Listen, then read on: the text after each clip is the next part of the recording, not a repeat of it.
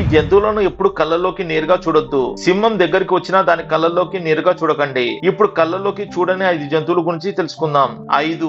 ఏనుగులు చూడడానికి శాంతంగా ఉన్నా మీరు వాటి కళ్ళల్లోకి తీక్షణంగా చూస్తే అవి తాము రక్షించుకోవడానికి సిద్ధమవుతాయి. దాన్ని అవి తమకు జరుగుతున్న అవమానం లేదా ముప్పుగా భావించి వెంటబడి దాడి చేసే అవకాశం ఉంటుంది. 4.